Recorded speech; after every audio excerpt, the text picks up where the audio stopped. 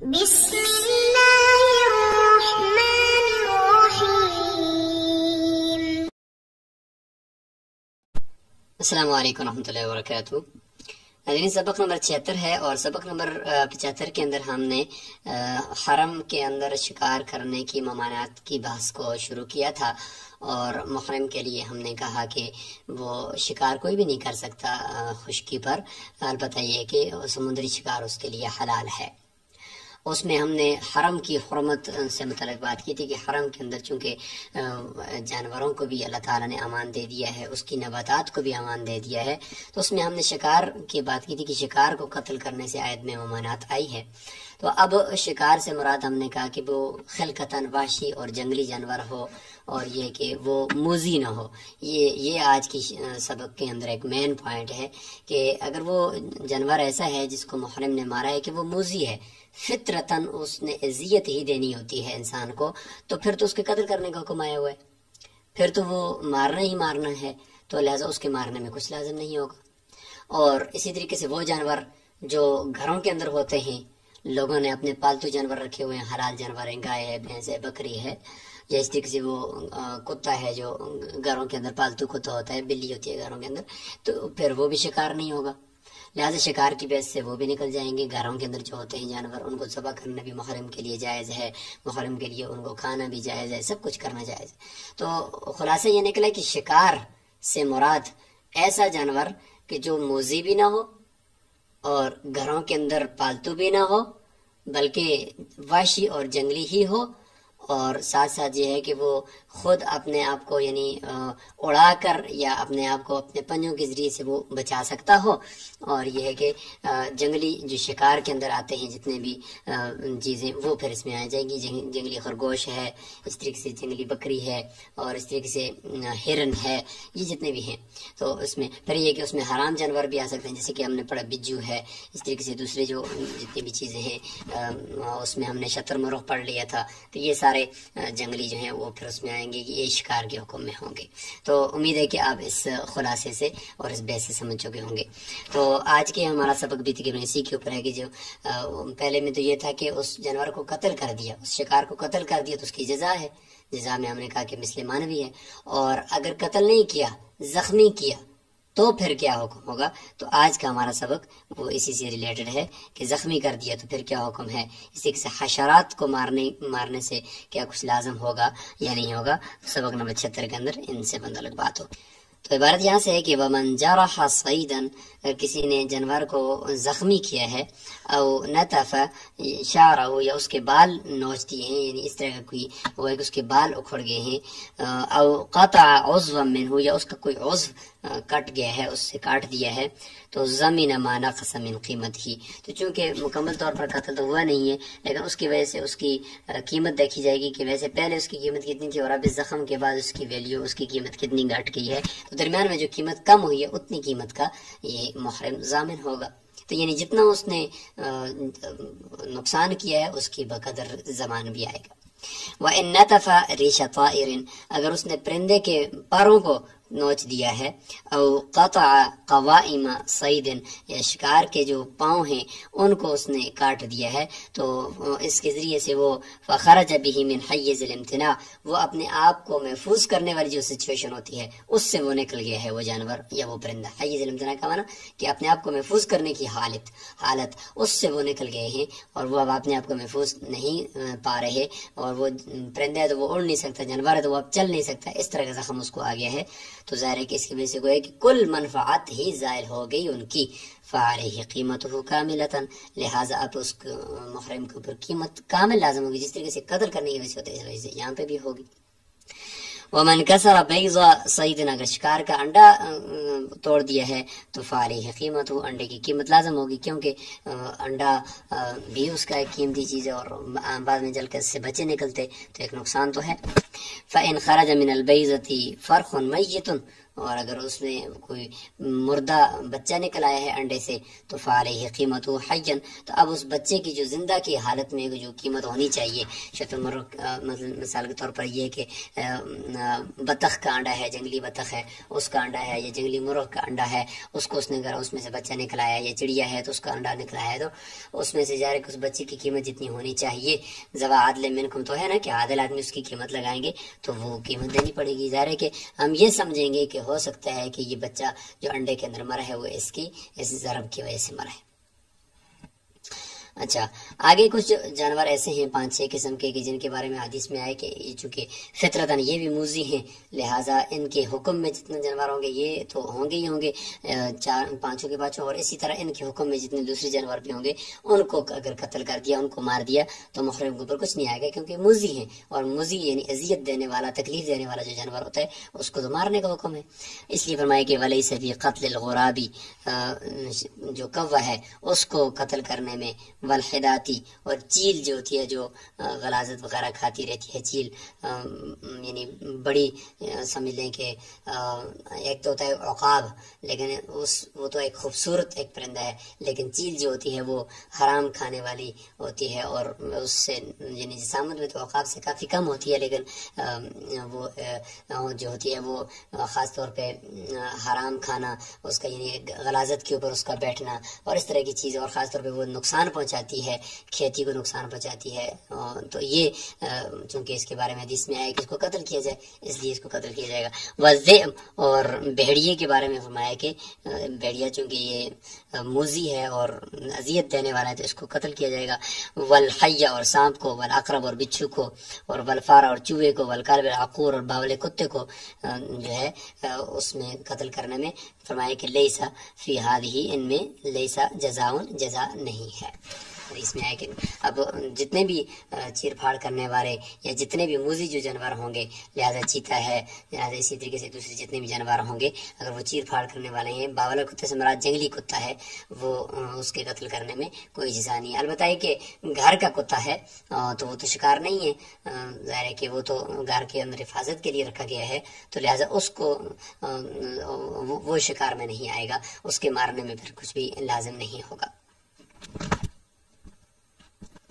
البتہ بعض ائمہ کے نزدیک چیتا جو ہے اس کو اگر قتل کریں گے تو اس کے اوپر جزا آئے گی، چونکہ چیتا جو ہے وہ شکار ہی ہوتا ہے کہ لوگ اس کو شکار کرتے ہیں، مطلب چڑیا گھر میں رکھنے کے لیے کسی کے لیے، تو اس کے اگر قتل کر دیا جائے اس کو پکڑنے کی وجہ سے جزا آئے گی۔ ولیس فی قتل البعوض والبراغیث والقراد شیء، اسی طریقے سے کچھ حشرات ہیں، کچھ کیڑے مکوڑے ہیں، ان کو اگر مار دیے تو اگر وہ فطرتاً وہ موذی ہیں تو ظاہر ہے کہ وہ ان کی وجہ سے پھر جزا نہیں آئے گی، کیونکہ ان کے مارنے کا حکم ہے، جیسے کہ یہ ہے کہ بعوض مچھر، والبراغیث اور پسو، اور والقراد اور چچڑی جو انسان کے ساتھ چمٹ جاتی ہے، یہ جانوروں کے جسم کے اندر ہوتی ہے، وہ ان کے ساتھ چمٹی ہوئی ہوتی ہے چچڑی، تو ان کی وجہ سے البتہ یہ ہے کہ کچھ بھی لازم نہیں ہوگا، کیونکہ یہ فطرتاً موذی ہیں، اذیت دینے والے ہیں، تو یہ ایک ہم نے علت پڑی تھی کہ جو فطرتاً اذیت دینے والا ہو تو اس کے مارنے کا حکم ہوتا ہے باقاعدہ۔ ومن قتل قملة، اور اس طریقے سے اگر کسی نے جو بالوں کے اندر آ جاتی ہے اس کو مار دیا، اس کو قتل کر دیا ہے، تو تصدق بما شاء، تو جتنا چاہے صدقہ کر لے، کھجور یا کچھ تھوڑا بہت اٹھا کر کسی کو دے دے، صدقہ کر لے، چونکہ یہ انسان کے پراگندہ ہونے کی وجہ سے جو پیدا ہوتی ہے، لہذا پراگندہ تو اس نے رہنا ہے، اور اس جو کو مارنا تو مطلب ہے کہ اپنے صفائی کر رہا ہے، حالانکہ صفائی تو حاجی نے احرام کی حالت میں کرنی نہیں ہے، اس نے تو پراگندہ رہنا ہے، عاشقانہ عبادت ہے، لہذا اگر اس نے اس طرح کر دیا ہے، جو کو مار دیا ہے، تو اب اس نے اس کا صدقہ دینا ہوگا۔ لیکن یہ یاد رکھیں، یہ سے وہ صدقہ نصف سا مراد نہیں ہے، بلکہ اس سے مراد ہے کہ کچھ تھوڑی بہت چیز اٹھا کر کسی کو دے دے۔ ومن قتل جرادۃ، کہ ٹڈی کو مار دیا تو تصدق بما شاء، ٹڈی چونکہ نہ موذی جانور ہے اور نہ کچھ بلکہ شکار ہے، لہذا اس میں بھی چونکہ چھوٹا ہے تو اس وجہ سے جنایت کے اندر جو جزا ہے اس میں بھی کمی آئے گی، وہ یہ ہے کہ جتنا چاہے تو وہ دے دے۔ وتمرۃ خیر من جرادہ، یہ تمرہ کا قول نقل کر دیا کہ آل حمص کے اوپر ٹڈیاں آ گئی تھی اور وہ احرام کی حالت میں تھے، تو انہوں نے پوچھا تو فرمایا کہ تمرۃ خیر من جرادہ، کہ ایک کھجور کافی ہے اور بہتر ہے ایک ٹڈی سے، یعنی ایک ٹڈی کے بدلے میں ایک کھجور دے دیا کرو۔ ومن قتل ما لا یؤکل لحمه، اس یہاں پر دیکھیں میں نے ابھی چیتوں کا ذکر کیا تھا، تو یہاں پہ آ بھی کیا ہے کہ اگر غیر معقول اللحم جانور کو شکار کیا، اس کو قتل کر دیا، ابھی تک تو یہ تھا کہ کھانے کے قابل جو جانور تھے حلال تھے ان کو کر دیا تو اس کی وجہ سے جزا آتی تھی، یعنی جنگلی جانوروں میں سے. تو یہاں پر فرمایا کہ ایسے ہیں کہ غیر معقول اللحم حرام جانور ہیں، من السباع چیتے ہیں، اور اس کے علاوہ جو اسی کے برابر کے جو جانور ہیں تو ان کو کر دیا تو فعلیہ الجزا، جزا لازم ہوگی. یعنی شکار کے لیے یہ ضروری نہیں ہے کہ وہ ہی حلال ہی ہو، بلکہ حرام ہے لیکن شکار کی تعریف میں آتا ہے تو اس کے اوپر جزا آئے گی. ولا يتجاوز بقيمتها یا ولا يتجاوز بقيمتها شاتن، دونوں طریقے سے عبارت پڑھ سکتے ہیں. اگر یتجاوز پڑھیں گے تو پھر شاتن پڑھیں گے. یہ ہے کہ یعنی ایک بکری کی قیمت اس سے تجاوز، یعنی ایک بکری اس کی قیمت سے تجاوز نہ کرے، یا ایک بکری کی قیمت سے تجاوز نہیں کرے گا. بقیمت یعنی یہ کہ اگر جزا دینی ہے، مثال کے طور پر چیتا ہے تو چیتے کو شکار کر دیا تو اب اس کی جزا دینی ہے، جزا قیمت کے طور پر دینی ہے. تو کہتے ہیں کہ بکری کی قیمت سے اوپر نہیں جانا. کیوں؟ اس لیے کہ بکری جس طریقے سے اس کا گوشت حلال ہوتا ہے تو کم از کم تو جانور ایک درمیانہ سا ہے. تو اس طریقے سے چونکہ چیتے کا تو گوشت نہیں کھایا جاتا، نہ وہ دودھ دیتے، نہ اس کا کوئی اور فائدہ اس طریقے سے بظاہر ہے، تو اس لیے فرماتے ہیں کہ چونکہ وہ حلال بھی نہیں ہے تو اس لیے ہم ادھر سے ان کے مقابلے میں صرف بکری تک محدود رہیں گے. اس کے برابر کا کوئی اونٹ یا کوئی اور بہت بڑے جانور کو نہیں اس کے مثل میں لائیں گے، بلکہ اس کی قیمت کے اعتبار ہو ایک حلال جانور جو درمیانہ سا بکری ہے بس اسی کو لے لیں گے. اس لیے فرمایا ولا یتجاوز بقیمتها شاتن یا ولا یتجاوز بقیمتها شاتن، کہ اس جو شکار اس نے چیتا یا اس کی ہم مثل کیا ہے تو اس سے اس کی قیمت تو لگائیں گے لیکن اس کی قیمت میں بکری کی قیمت سے تجاوز نہیں کریں گے. اگر 20,000 کا چیتا ہے اور بکری کی قیمت عام طور پہ 15,000 ہے مثال کے طور پر، تو 15,000 سے اوپر نہیں جائیں گے. آگے یہ ہے کہ محرم نے تو نہیں قتل کیا لیکن یہ کہ اس کے اوپر حملہ کر دیا جانور نے، کسی درندے نے. وَإِنْ صَالَ السَّبْعُ عَلَى مُحْرِمٍ، یعنی کسی درندے نے اس کے اوپر یا چیتے نے اس کے اوپر حملہ کر دیا محرم کے اوپر، فَقَتَلَهُ، پھر اس نے آگے مقابلے میں اس پر فائر کھول دیا یا اس کو قتل کر دیا، فَلَا شَيْءَ عَلَيْهِ، اس صورت کے اندر نہیں ہے. ظاہر ہے کہ اس صورت میں تو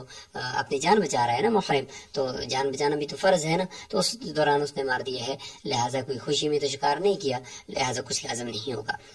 وَإِنِ اضْطُرَّ الْمُحْرِمُ إِلَىٰ أَكْلِ لَحْمِ الصَّيْدِ، اگر کہیں مجبوری ہو گئی ہے، اس کو شکار کھانے کی حاجت اشد ہو گئی ہے اور یعنی اس کے بغیر کوئی چارہ کار نہیں ہے، فقتل، اس نے کوئی شکار مار ہی دیا، اس صورت میں فعلیہ جزا. ظاہر ہے کہ جتنا بھی وہ مجبور ہو، اس میں تو ہم نے پہلے ذکر کر دیا کہ وہ مجبور ہو یا اختیار سے ہو، خوشی سے کرے یا جان بوجھ کر کرے یا بول کر کرے، ہر حالت میں جزا ہوتی ہے شکار کرنے میں.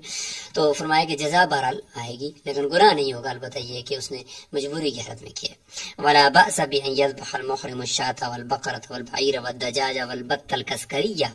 کہتے ہیں کہ کوئی حرج نہیں ہے کہ وہ جانور جو شکار نہیں ہوتے، گھروں کے اندر ہوتے ہیں، تو ان کو حلال کرنا، ان کو ذبح کرنا اس کے محرم کے لیے، مثلا بکری کو، گائے کو، اور اس طرح اونٹ کو، مرغی کو. بط الکسکریہ یعنی کسکر گاؤں کا نام ہے بغداد کے اندر، اس کی طرف بطخ مشہور ہے کہ وہ بطخ جس کے کسکر یعنی پاؤں کے اندر وہ ایسی بطخ یعنی جو مطلب اڑتی نہیں ہے، یہ آپ سمجھ لیں. اور ایک ہوتی ہے غیر الکسکریہ جو اڑنے والی ہوتی ہے. تو فرمایا کہ اگر ان کو ذبح کرتے ہیں، چونکہ گھروں کے جانور ہیں، ان کے قتل کرنے میں کوئی ممانعت بھی نہیں ہے اور ان کو ذبح کرنے میں کوئی ممانعت بھی نہیں ہے، تو اس کو کر سکتا ہے. لیکن جو ممانعت ہے تو اس شکار کا کرنا بھی، اس کے لیے ذبح کرنا بھی حرام ہوتا ہے.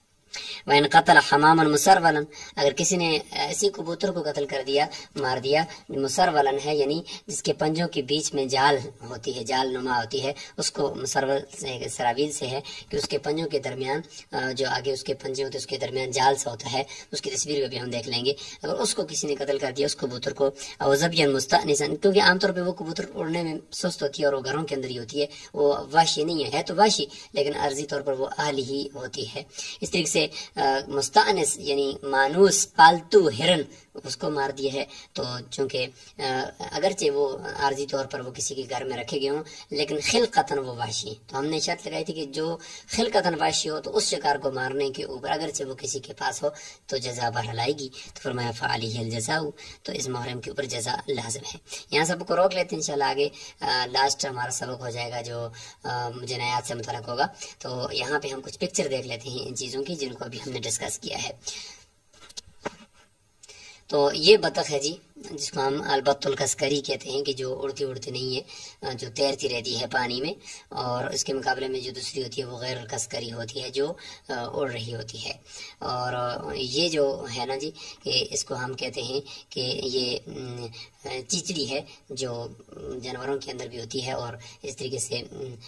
خاص طور پہ چارپائیوں کے جو جوڑ ہوتے ہیں ان میں آپ کو یہ ملتی ہے، تو یہ چیچڑی ہے جس کو ہم قرات کہہ رہے تھے۔ یہ ہے جی البت الغیر الکسکری، جو دیکھیں ہوا میں اڑنے والی یہ بطخ سے خوبصورت سی، یہ غیر کسکری ہے۔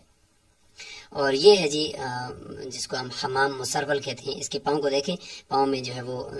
ایک خاص قسم کا جال ہوتا ہے جس کی وجہ سے وہ اتنی زیادہ اڑ نہیں سکتی۔ اور یہ ہے جی برغوث یعنی پسو جسے ہم کہتے ہیں، اور کھٹمل جسے آپ کہہ سکتے ہیں، وہ یہ ہے جی۔ تو یہ یہاں پہ کچھ تصویریں ہیں، یہ خونخوار بھیڑیا کی طرح کا جانور جسے ہم ذبح کہتے ہیں وہ ہے۔ تو آج کا سبق بس یہیں پہ ہی اینڈ ہوتا ہے۔ سوال یہ ہے آپ سے کہ آج کے سبق میں ہم نے جو پڑھا ہے کہ شکار کو زخمی کر دیا، یا یہ کہ شکار کو اس کے حیز امتناع یعنی اپنی حفاظت کرنے کے قابل اس کو نہیں چھوڑا، تو اس صورت میں اس کے اوپر کیا لازم ہوگا، اور شکار کی ڈیفینیشن کیا ہے۔ ظاہر ہے کہ گھروں کے اندر بھی پالتو جانور ہیں، اور اسی طریقے سے جنگل کے اندر بھی کچھ جانور ایسے ہیں کہ جو اذیت نہیں دیتے اور ان کو عام طور پہ شکار نہیں کیا جاتا، تو ان کو قتل کر دیا تو پھر کیا حکم ہے، یا اذیت دینے والے جانور ہیں تو ان کو قتل کر دیا تو کیا حکم ہے۔ تو یہ 3 قسم کی ڈیفینیشن میں نے آپ کو بتا دی ہے، اس کا جواب اپنے ذہن میں رکھیں۔ آج کا سوال یہ ہے۔ السلام علیکم ورحمۃ اللہ وبرکاتہ۔